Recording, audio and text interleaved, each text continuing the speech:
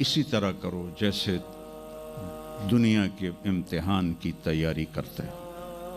آپ نے حضرت علی کا ہاتھ پکڑا اور یوں اپنے سینے سے لگا لیا اور فرمایا اترضی ان یکون منزلک مقابل منزلی، علی تجھے مبارک ہو، جنت میں تیرا گھر میرے گھر کے سامنے ہے۔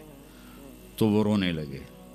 لیکن یہی علی جن کو خوشخبری ملی ہے کہ تیرا گھر میرے گھر کے سامنے ہوگا، کسی کو یہ خوشخبری نہیں ملی سوائے مولا علی کے، وہ رات کی مناجات میں روز تڑپتے روتے ہوئے یہ کہتے تھے آہن آہ من قلت الزاد و بعد السفر و وحشت الطریق، ہائے اللہ، ہائے اللہ، ہائے اللہ، میرے پاس عمل تھوڑا ہے۔ تھوڑے عمل والے کا گھر نبی کے گھر کے سامنے بنتا ہے؟ میرا عمل تھوڑا ہے، رستہ تنہا ہے، کبھی دیکھا نہیں اندیکھا ہے، یا اللہ پتہ نہیں میرا کیا بنے گا۔ یہ روز کی پکار اور مناجات تھی۔ اور پھر دنیا کو کہتے الیہ تغررتی، دنیا تو مجھے دھوکہ دیتی ہے، ہی ہاتھ غری غیری، چل دفعہ ہو جا کسی اور کو دھوکہ دے، میں بتتو کی ثلاثہ، میں تمہیں 3 طلاق دے چکا۔ تو جن لوگوں نے آخرت کو بنا لیا وہ کامیاب ہیں، اور جن لوگوں نے آخرت کو نہ بنایا تو وہ کچھ بچے ہڈ بلوں کی ویسی نام لے لیا ہے، سیر کے لیے گئے کشتی کی، تو وہ کہنے لگے ملاح سے چاچا تنو کیمسٹری آمدی؟ اس کہ پتر اج ہی نہ سنیا کی ہوندی ہے، کہ تینوں پتہ نہیں ایسی سپیریئر یونیورسٹی دے سپیریئر لڑکے آئیں، سانو ساری کیمسٹری دا پتہ ہے۔ دوسرے نے پوچھا چاچا تو فزکس پڑھی؟ کہ میرا بچہ میں تو اج ہی نہ سنے، ساری حیاتیہ بیڑی بائی ہے۔ تو چاچا تیری ادھی زندگی چلی گئی، ادھی زندگی ختم ہو گئی، سانو ایک اسی سپیریئر دے سپیریئر بچے، ساڑا برائٹ فیوچر۔ اتنے چھک موج آئی تے کشتی ہوئی ڈاواں ڈول۔ اس کہ پترو ترنا سکھیا ہی نے،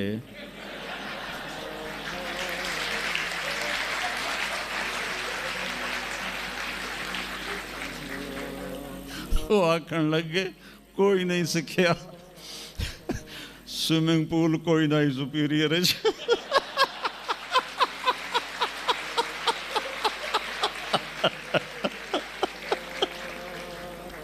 تو وہ ملا کہنے لگا پترو میری تو ادھی گئی تو تھوڑی ساری گئی۔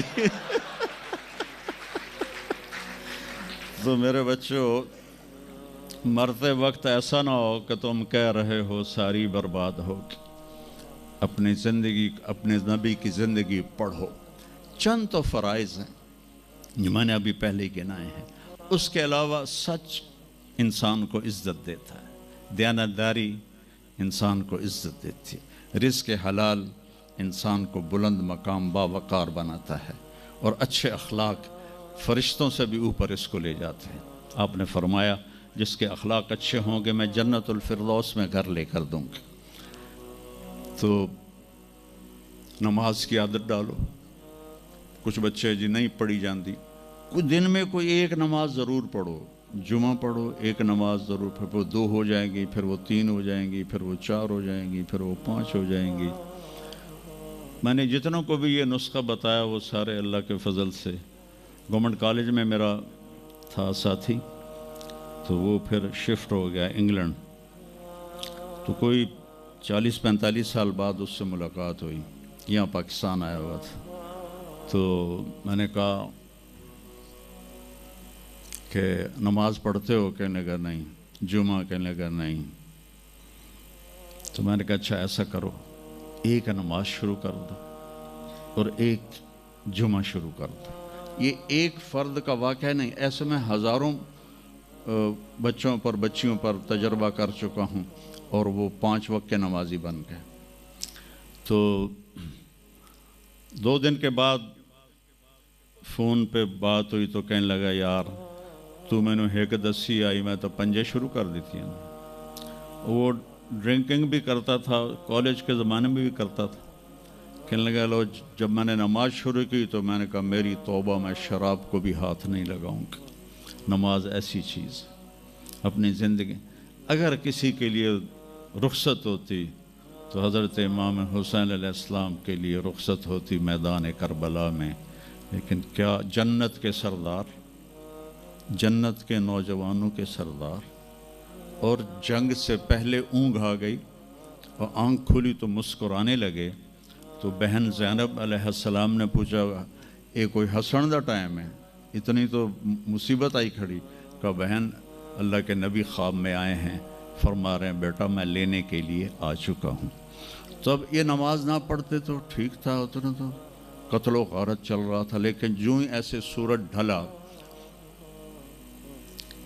تو آپ نے زہیر تھے آپ کے رائٹ سائڈ پر جھنڈا اٹھانے والے، اور لیفٹ پر تھے حبیب، اور درمیان میں تھے عباس اپنے بھائی۔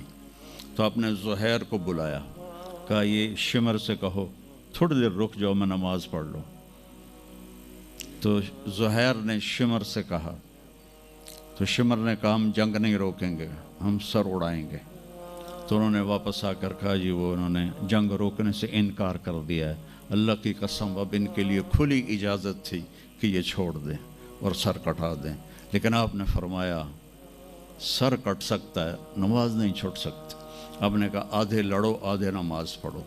تو آدھوں کو جنگ پہ لگایا، آدھوں نے نماز پڑھی، پھر ان آدھوں کو جنگ پہ لگایا اور جو جنگ پر تھے ان کو نماز پڑھوائی، سب کو ظہر کی نماز پڑھوائی، اور عصر سے پہلے سب کے سر کٹ کے نیزوں پہ چڑھ چکے تھے۔ وہاں 1445 سال میں ایک واقعہ ہے جہاں نماز کی رخصت نظر آتی ہے، لیکن میرے نبی کے نواسے نے ایک مثال قائم کی، پوری امت کو وہ ایک پیغام دیا کہ زیر خنجر بھی یہ پیغام سنایا ہم نے، نماز نہ چھوڑو۔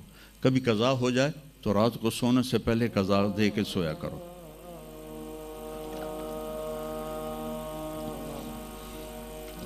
آپس میں کوئی لڑے ہوئے ہو تو کم از کم آج اتنی میری مان کے اٹھنا کہ صلح کر لینا۔